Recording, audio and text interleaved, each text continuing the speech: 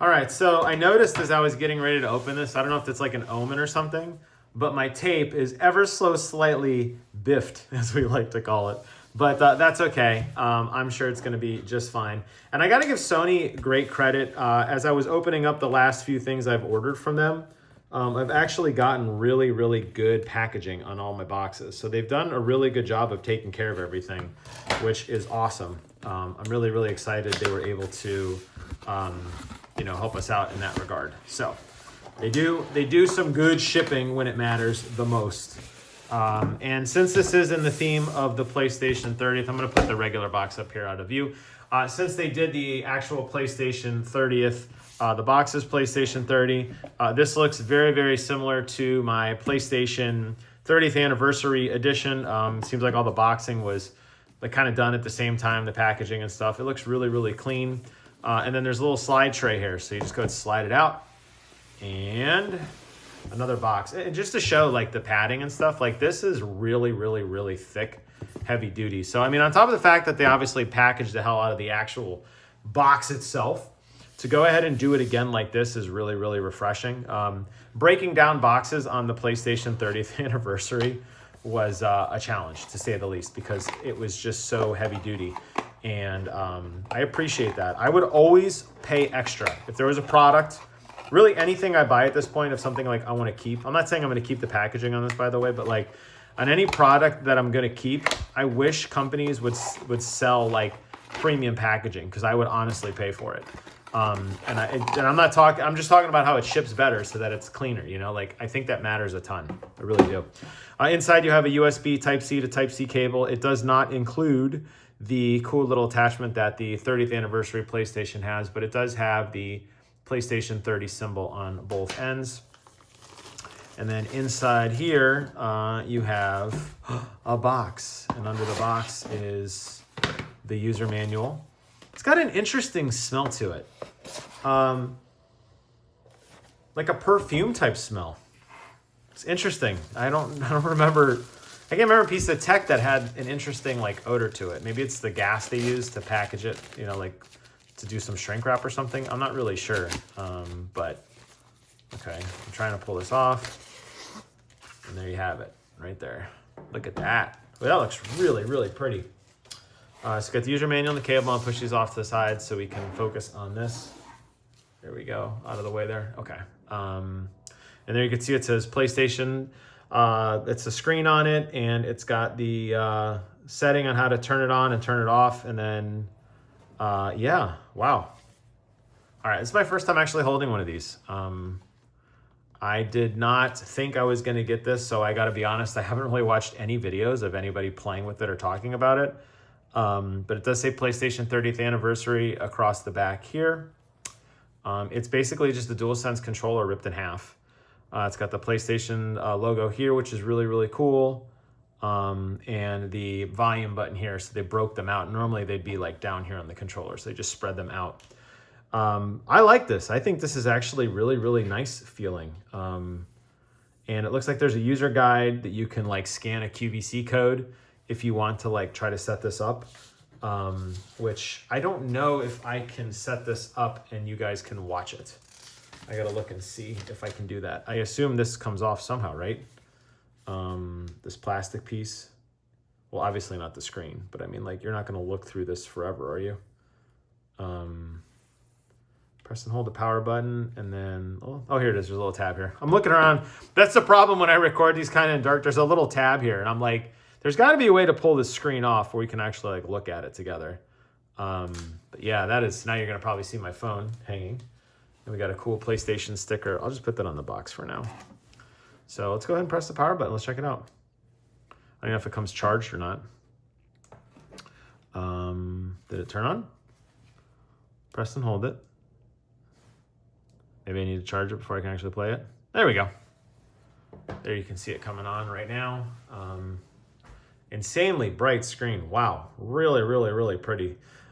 Significantly larger than my iPhone. I did not get the super fancy iPhone. I got the little tiny like mini iPhone or whatever, where I don't have like the larger screen anymore. But this is a lot bigger than I thought. In terms of weight, it feels like the right amount of weight. I don't think I would have gone bigger. I honestly don't think I would have gone bigger on the weight. I feel like if I did, then it might be a little too much in terms of like a larger screen or a deeper screen. I think they nailed it on the form factor for sure. And there you can see it's got these really pretty blue lines down the side. As you know, blue's kind of my color. Is it a touchscreen? It is actually a touchscreen, which is really, really, really cool. So it's going to set up a network connection and it's going to find our home network. So I'm going to go ahead and set up my camera here, or my Wi-Fi password really quick, so you don't get to know what it is. I guess if you're listening to the beeps though, there's a really good chance you could like decipher it, right? You could like, oh, he did like 9 beeps or whatever, so therefore it must be, you know, this must be the code or whatever. I guess you could if you wanted to. So good luck. Okay, so it did connect to the network and it is now updating. It says, please update the system software with the portal, okay, and then I just hit download, I guess. And it's gonna give me a user license agreement. I'm selling my soul to the devil, and we're gonna download it. And we got pretty good internet here. This will not take long at all. It looks like it's gonna take about 30 seconds to fire up everything, and we'll let that kind of run through its paces. Hear the speaker here. So where's the volume at? On the top, the side? I don't know where the volume. Here's the volume. Volume's on the top and bottom here. I'm gonna turn up full volume. Hopefully you can hear that.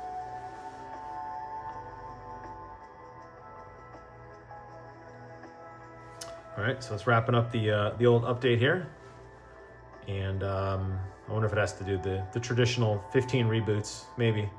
Oh, then we get to install the update. Okay, very good. In the interim, I'm going to run upstairs and turn on my PlayStation 5 Pro so that I could sync the two up, and I will be back in a jiff. I'm gonna let this run in real time, so enjoy.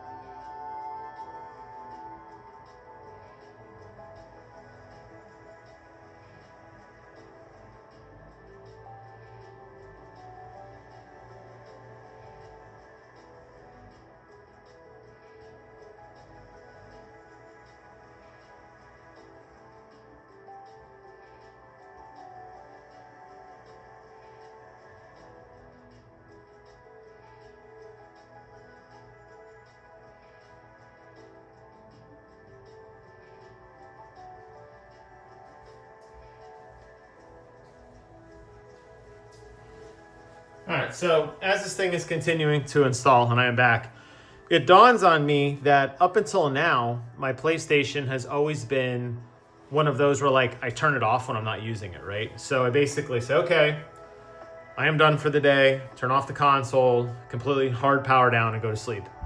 And then wake up and do it like first thing in the morning, right? It dawns on me now though, that I probably should leave it on rest mode all the time, because I don't want to keep having to run upstairs to turn the console on and off over and over. It's kind of annoying. So I will probably become one of those people who's like constant low power mode or whatever. While it's still updating, let's go ahead and take a look at some of the other features of it. You do see the charging plate here on the back. There it is down there. It's a USB-C. Now the nice thing about that, I don't know what that other power button is. That might be like a hard reset button. The nice thing about that is you could actually lay it flat, right? And plug the cable underneath it. And they didn't do the top. I guess they probably could have done it here too, right? Maybe that interferes with the screen or something. There's actually nothing really here. A hole maybe for a microphone. I don't even know if this supports. I do see a lot of small holes. See one on the bottom, one on the top. That could be a microphone port. I don't really know if this thing enables comms. I don't see, unless that's a 3.5 millimeter port, I don't see that. I feel like they're wanting to kind of stovepipe you into the PlayStation earbud experience. I'm a wired headphone guy myself. As you guys have watched my channel, you know that I primarily focus on wired devices and wired technology. So the fact that I might have to go like a Bluetooth headset or something, I don't know, but We'll see. We'll see. I'm looking through the manual now while it's loading. I'm going to look through this and see if I can tell what's going on here in terms of connections or ports. So it says here, do not press on the screen with excessive force, obviously. Cleaning and caring, that's traditional, end of life. We don't care about that. Okay. Charge a product.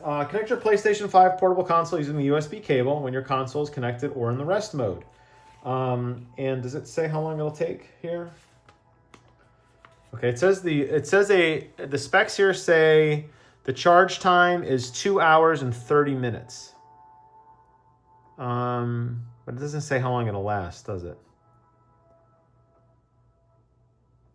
This time is connected. Yeah, so it's 2 hours and 30 minutes on a super speed 10G, 10 gigabit USB Type-C connection, which is what I always use anyway. So, let's looking to see if there's any other information on ports or cables. Let's see what else we got here. It's got a vibration function apparently. The product is sitting on a flat surface. The vibration of the product may cause it to fall, leading to injury or malfunction. Yeah, we don't want that. So it has a vibration on it. That's actually really interesting. I did not know it had that. When using a headset, you may experience a smaller quick static shock to your ears. Okay, so it must have a port. Motion sensor. It has a motion sensor on the product. That's kind of interesting. Light bar. Do not stare at the light bar when it is blinking. Stop using this immediately if you experience any discomfort. Interesting.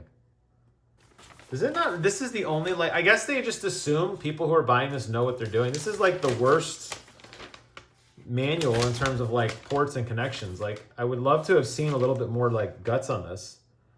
Includes a USB-C cable. I don't know. Let me go get my headset and plug it in. I guess while we're waiting, right? What else are we doing? I mean, better YouTubers would have jump cut, but not me. No. You're going to get the whole damn thing. And you're going to like it. My office is such a pigsty right now. I'm embarrassed to even show you guys how much stuff I have laying around right now. We've been... the new desk, obviously I'm on my new desk. I got my new tripod mount here, so you're looking at a pretty cool top-down view. But the rest of the house could definitely undergo some love. Okay, so while this is connecting, let me see if this is in fact a port.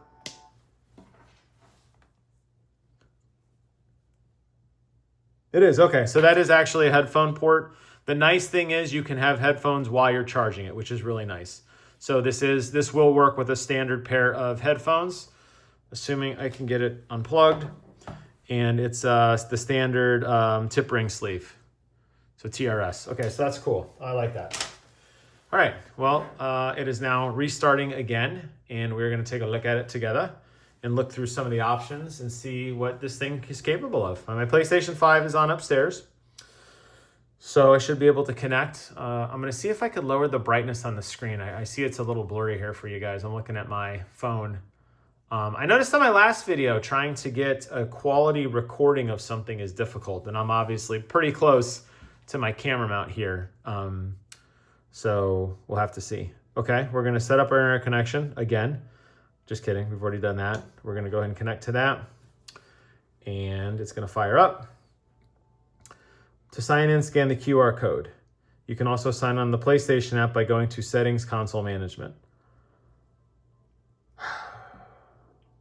The phone I am using. I want this to be one shot. The phone I am using right now, I want you to know, is the phone I'm recording with. I think I can do it from the computer. I want it to be one seamlessy deal, right? We'll see if we could get it to work. Maybe not. If not, I'll jump cut and then we'll come back. But sure sounds nice. All right, go to account management. Let's see.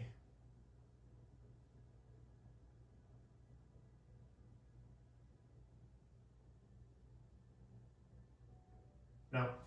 All right, I'm gonna jump cut here real fast and we'll be back in just a jiff. For the record, I really wanted it to be one single take. I just want you to know that, but unfortunately I did have to stop. I have two-factor authentication, so I had to go through the whole motion anyways. Okay, we're back. Data device collection, yeah, that's fine. You could have all my stuff. I don't care. Connect to a PlayStation 5. I'm going to go ahead and hit pair to PS5. And there you see I have two PlayStations there. I got the PS5, which retired.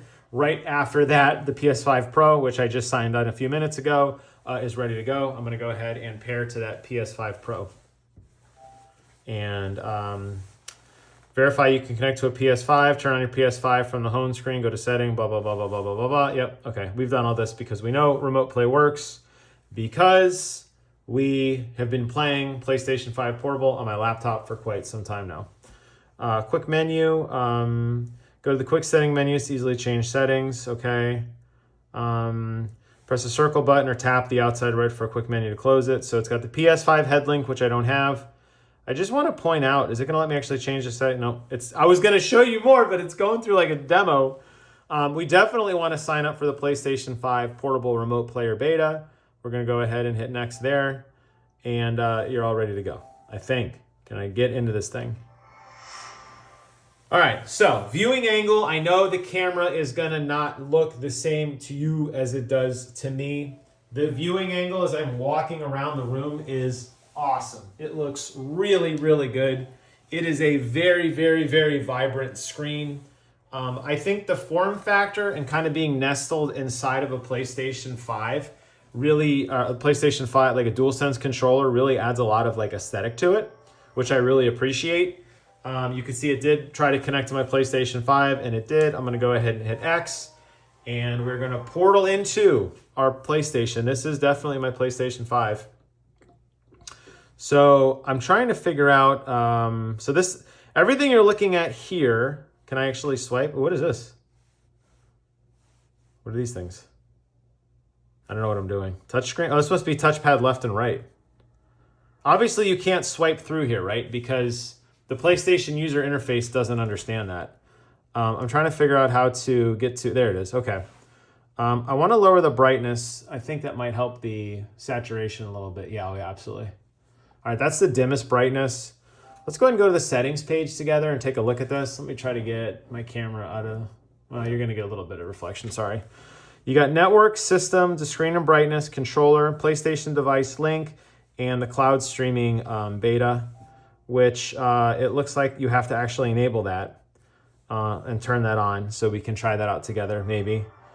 To unlock, press the PlayStation button, okay, and connect to my PlayStation 5 Pro, or stream from the game catalog. So you see that second option there as part of the beta. One of the reasons I bought this is I was very, very intrigued by that technology and that capability. I wanted to see if that would actually look decent or not.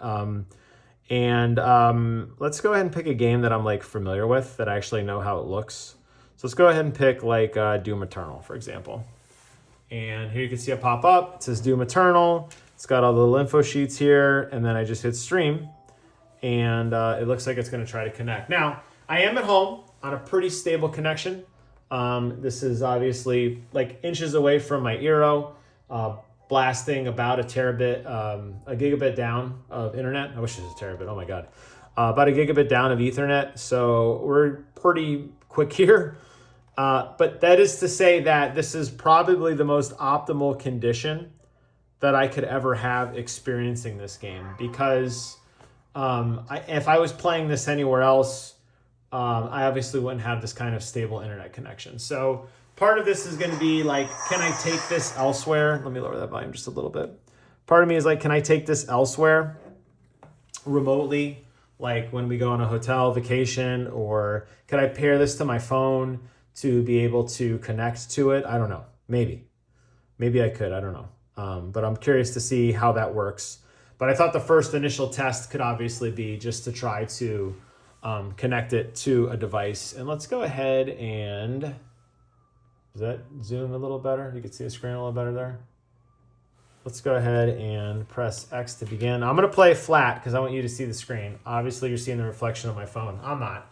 I'm seeing the wall behind me here, but I want to be able to show you guys what it looks like, no kidding. So I did have a save file before. And let's see if it does actually pull it up. And there it is, game slot 1. October 4th, 2024 at 6:16 p.m. So it is connected to my network account, which is awesome. So, it's obviously one PlayStation Cloud. The concept being that you could play here and then take it elsewhere and then come back and kind of jump around like Nintendo Switch style, right? If you wanted to. All right, that is not laggy at all. I don't know if you can tell based on my thumb versus when I'm actually moving. No perceptible lag at all on any of that. Don't know if you can hear the vibration or not of the controller. But when I'm shooting, let's see if you can hear that. It does have a vibration to it, which is really, really nice. It's got a little bit of a force feedback. I didn't know how much it would actually have. I just jumped off a cliff because I can't really see when I'm playing. But look at that, I found a secret. How about that? Turns out if you jump off the cliff at the beginning, you find a secret. That actually handles very, very well. I'm surprised at how smooth that feels to me playing. I don't really feel a whole lot of lag in that at all, honestly. So I think the cloud streaming thing is actually pretty damn nice. So if I hit the PlayStation button, I'm trying to figure out how to like break out of this. To get back to like a main menu. Normally you would press the PlayStation button and it would bring up like a cross media bar where you can close apps. That doesn't seem to be working here. That's obviously the microphone mute button, which does indicate to me there is microphone settings. Do I have to swipe and then go back? Oh, here we go. I have to swipe and then I hit close game. And then it'll ask, do you want to close game? I'm going to hit yes. And the portal goes away. So this isn't a true, it seems like when you're in this like cloud streaming thing, it's like its own kind of module, maybe, is my guess. Where you're kind of like stuck in this universe. Now if I hit the PlayStation button, yeah, see the PlayStation button is still disabled. So I'm kind of like stuck in here. I don't even know how to get out of this. But there's a lot of games actually. I'm looking through the available games to stream. There's actually quite a few in here, which is really, really cool. And then I thought, that the thought process would be obviously streaming. It should be a more reliable network connection. It should be a more reliable connection than maybe my tethered phone back to my network or whatever. So it seems like that completely disconnects you from your PlayStation. So going back into the menu now, I'm going to reconnect to my PlayStation. It looks like it does sever the connection, which is fine. And then ready to play. I'm going to go ahead and hit play. And now we're on my PlayStation. So let's just go ahead very quickly. We're not going to run through an entire game. There you can see Viper Magic did connect to remote control. Let's just jump over to my favorite guilty pleasure game, Vampire Survivors, which I've beaten like 35,000 times at this point. And I just keep playing it. I'm working on the Castlevania stuff. I've beaten it. I haven't beaten Castlevania yet, but I've beaten it everywhere else. Let's just go ahead and see how this syncs up to my console. Should work well right now. Like I said, I have a gaming laptop that I do when we're watching TV or something. I'll sit down and I'll play with the laptop and I'll plug in my controller. This is obviously a much more compact form factor, which is really, really nice. Okay, so touchscreen doesn't work here. I wouldn't expect it to, but now I'm like stuck in touchscreen mode because I'm assuming it keeps popping up those tabs to let me know, like, this isn't like a Switch in that sense. Okay, I'll just go down and let's just go ahead and get started, whatever. Just walk around for a minute and let's check out the gameplay and see how it looks. That looks awesome. Now I'm playing super bright, or super dim to me, obviously, so you guys can see. So I'm obviously going to spend too much time on this game, but this looks great. And it is completely lag-free. I don't see any artifacting, any pixelization, anything. I wouldn't expect to at a home network, though, obviously. Now, from this screen, yes, now you're back in the PlayStation menu. So now you can actually go down and close your games as you normally would expect to. So there you have it. Wow. I'm really happy I got this. I think the cloud streaming technology is definitely something worth investing in.